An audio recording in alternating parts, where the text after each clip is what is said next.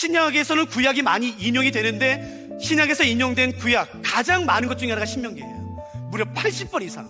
다른 말로 말하면 신명기를 모른다면 신약의 80군데는 해석을 못한다는 뜻입니다. 더 정확히 말씀드릴까요? 27권 가운데 6권을 제외한 21권이 신명기를 인용하죠. 즉 6권에는 신명기 인용이 없어요. 요한복음, 데살로니가 전서, 골로새서, 디모데 후서, 베드로 전후서, 이 6권에는 신명기의 인용이 없지만 나머지 신약성경 21권에는 다 신명기 인용이 있습니다. 그러니까 그만큼 신명기는 중요해요. 아니요, 아직 안 끝났어요. 신명기가 진짜 중요한 건 이제부터예요.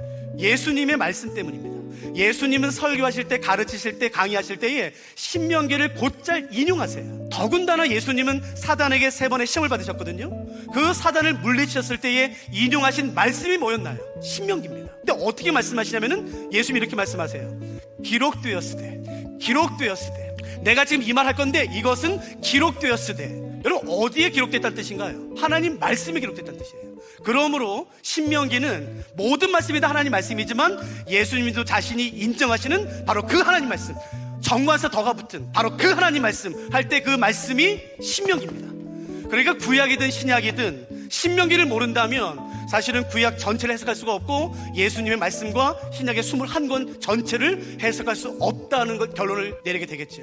이게 신명기의 역할이에요. 근데 왜 신명기를 안 보는지 모르겠어요. 신명기의 가치를 아는 사람이 드뭅니다. 그래서 말씀을 알길 원하는데 아니요, 불가능합니다. 아무리 열왕기상하를 많이 읽어도, 아무리 이사야서를 공부해도, 아무리 예레미야를 공부해도 신명기를 모른다면 그 해석은 모래 위에 세워진 것이에요. 반드시 무너지게 돼 있어요. 그러므로 다른 어떤 성경보다도 우리가 먼저 공부해야 되는 성경이 바로 신명기입니다.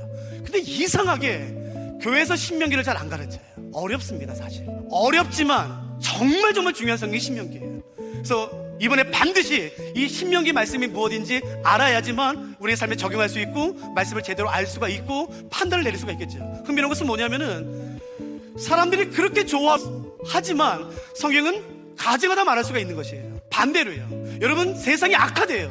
세상이 바르지 않대요. 그런데 하나님 말씀에는 바르다고 말할 수가 있는 것이에요. 그 모든 기준이 신명기에 언급되어 있기 때문에 우리가 이번에 신명기를 좀 집중해서 같이 살펴보려고 합니다. 이것이 신명기가 성경에서 차지하고 있는 역할, 가치, 위치라고 말할 수가 있겠죠. 우리가 이제 살펴보려고 하는 것은 뭐냐면은 신명기를 이해하는 큰 2가지 관점이에요. 그러니까 뭐 어느 신학교든지 보수적인 뭐 한국이든 뭐 어느 전 세계든지 신명기를 해석하는 커다란 관점은 2가지입니다. 첫째, 이것은 1954년 이전 이후로 완전히 나눠지게 돼요. 1954년 이전까지 신명기는 거의 읽지 않았습니다. 그리고 비판의 정가운데 있었어요. 폭풍의 정가운데. 1954년까지 성경을 비판할 때에 가장 많이 인용됐던 성경 중에 하나가 신명기예요. 왜냐하면은 내용의 흐름 때문에, 구조 때문에. 아직 무슨 말씀인지 모르겠죠? 이런 것 때문에요. 신명기를 이 말했다, 저 말했다, 저 말했다, 이 말했다, 여기 갔다, 저기 갔다. 도대체 종잡을 수가 없어요. 그래서 1954년까지 사람들이 했던 말이 뭐냐면, 야, 이건 성경이 아니야. 이건 한 사람이 쓴 게 아니야. 이건 모세가 쓴 게 아니야. 모세라는 한 사람이 쓴 게 아니라 최소 4명 이상의 사람들이 각각 적은 문서를 한 사람이 편집해서 짜집게 한 거야. 어떻게 한 사람이 적었다면 이렇게 중구난방이냐. 이 말했다, 저 말했다, 저 말했다, 이 말했다, 저기 갔다, 여기 갔다. 이게 무슨 성경이야. 이런 건 성경 어디도 나타나지 않잖아. 근데 안타까운 것은 뭐냐면은 교회가 그 질문에 대해서 답할 준비가 안 돼 있었어요. 저 속수무책으로 당했어요. 성경이 아니야. 신명기는 한 사람이 기록한 게 아니야. 신명기는 모세가 기록한 게 아니야. 라는 말에 교회의 권위가 딱 한 번에 추락했어요. 그런데 1954년에 들어보세요. 굉장히 유명한 맨델홀이라는 유명한 고고학자가 논문을 발표합니다. 히타이트. 성경상의 용어는 해적석이죠. 그 히타이트가 약 지금부터 4,000년 전에 맺었던 종주권 조약 3개를 실제로 발굴해내요. 고고학에서. 그리고 맨델홀이라는 사람이 1954년에 그 3개의 종주권 조약을 연구한 다음에 논문을 발표하는데, 내가 이렇게 봤더니 종주권 조약을 맺을 때 그냥 아무렇게나 맺는 게 아니라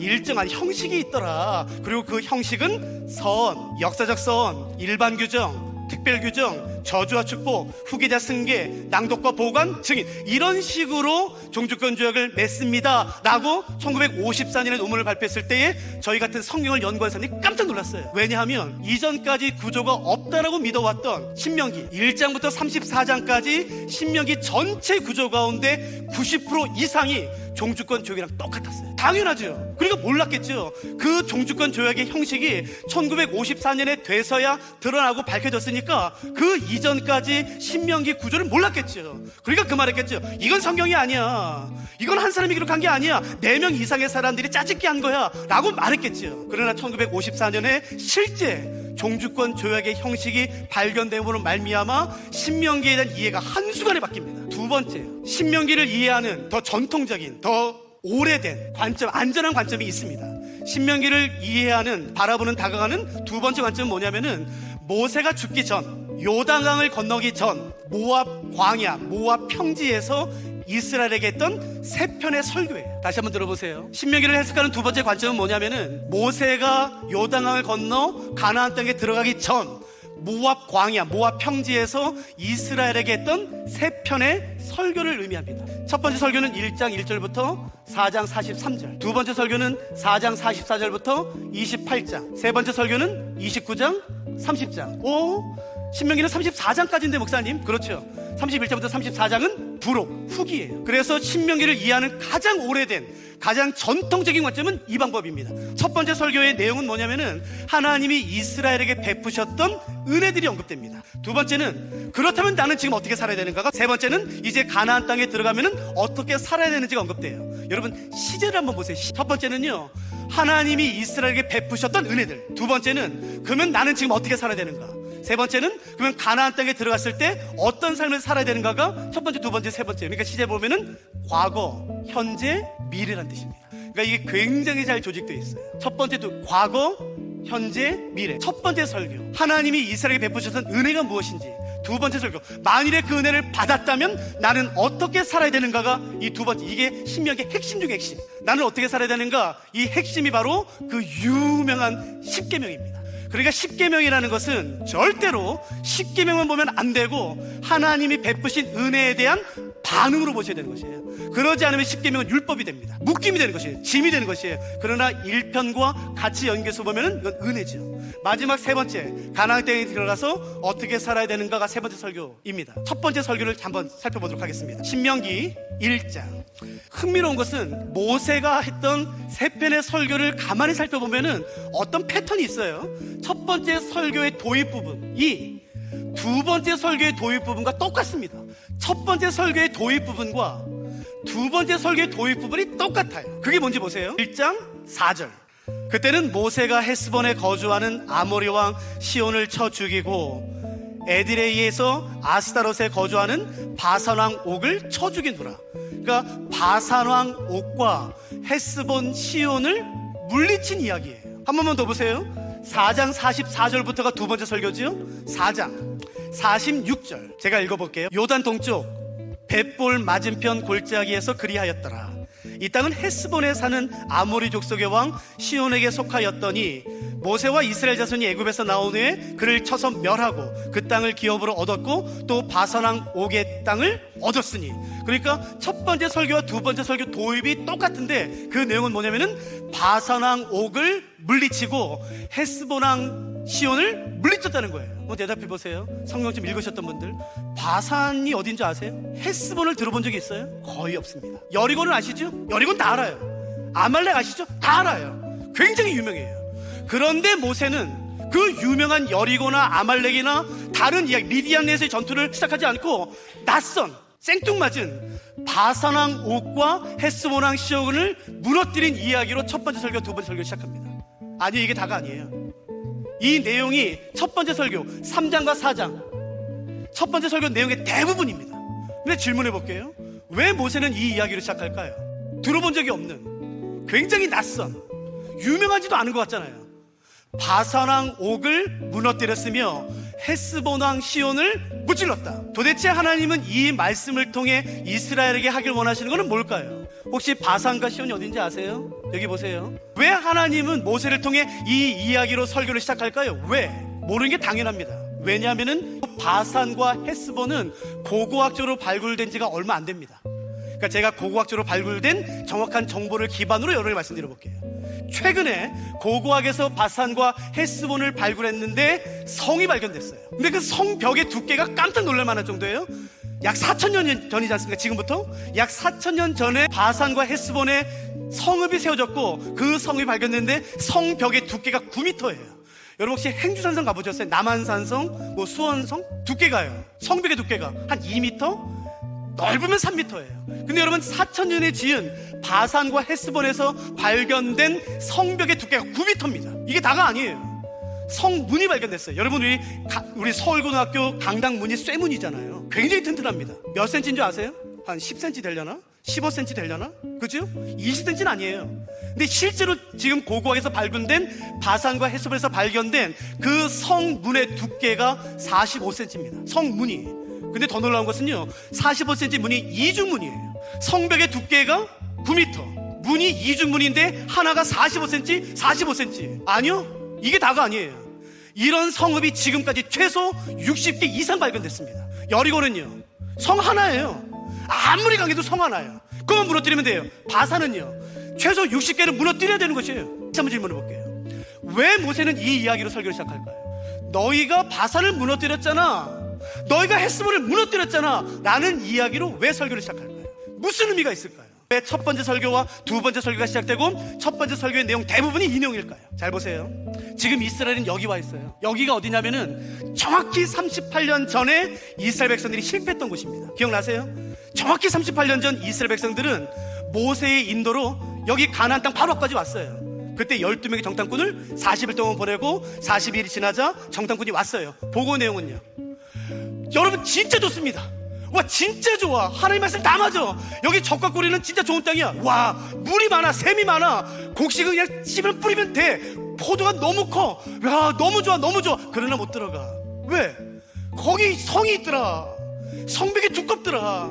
그 사람은 안악자손처럼 우리보다 훨씬 크더라. 그 사람들의 손에는 무기가 있더라. 너무 좋은 것은 맞지만 우리는 못 들어가요. 그때 이스라엘 백성들의 결정은 뭐였나요? 맞다, 네 말이 맞다.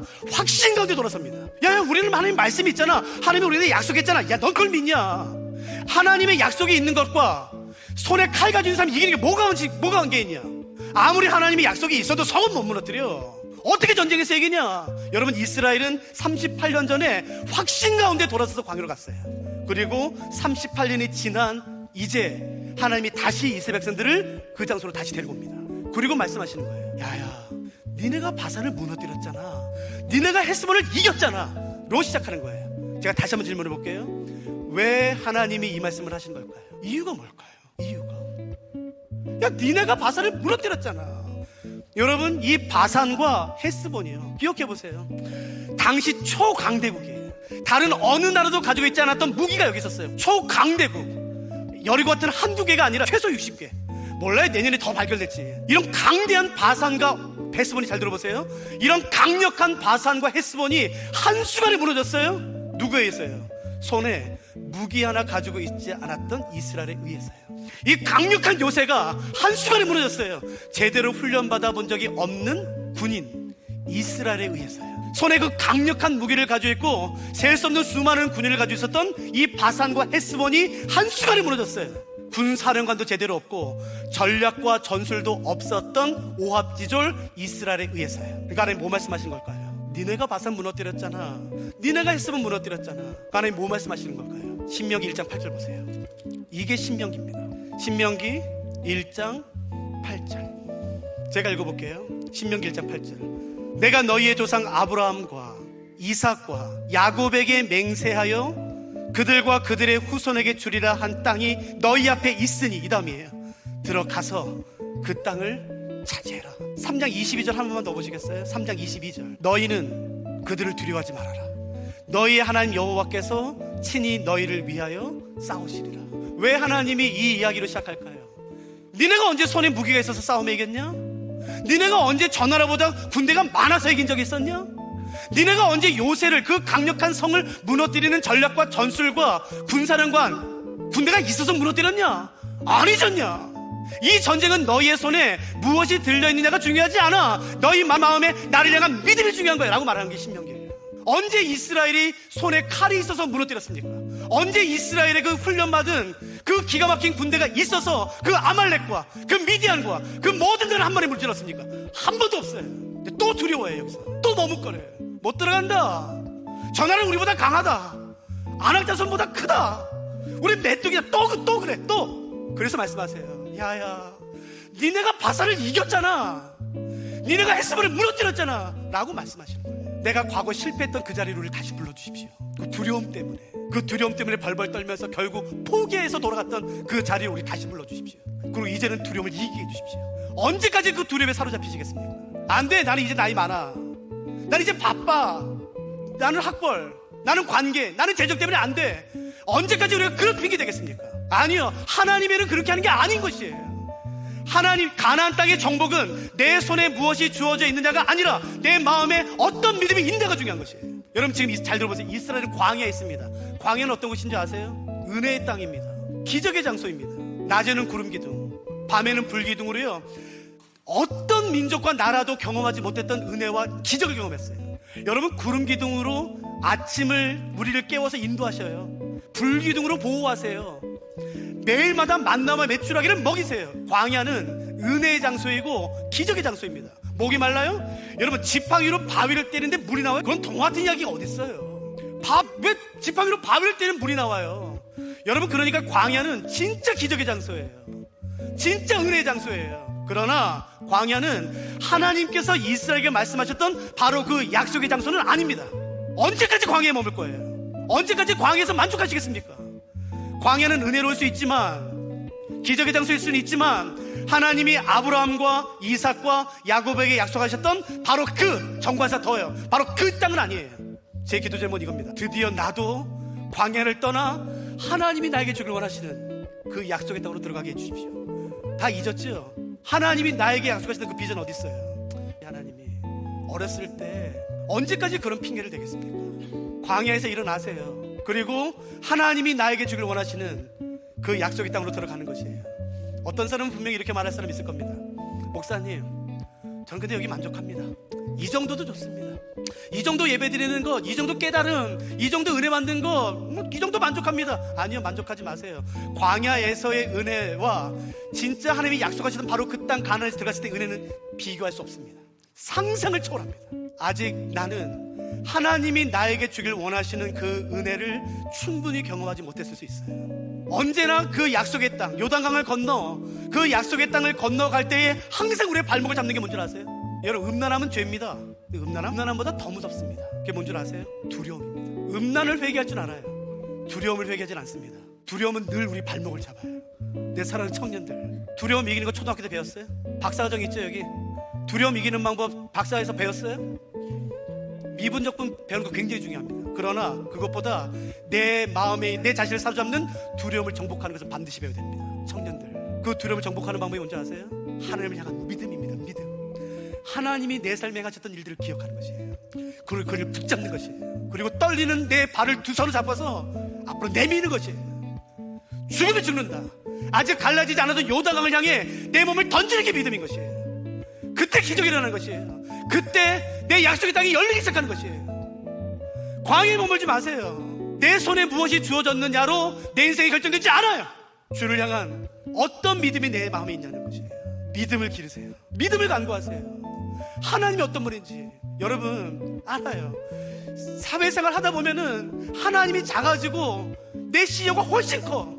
내 부장님, 과장님이, 이사님이 하늘보다 10배 더 커. 그렇게 느낄 수 있어요. 사실이 아니잖아요. 근데 사실이 아니잖아. 눈을 들어 하나님을 보세요.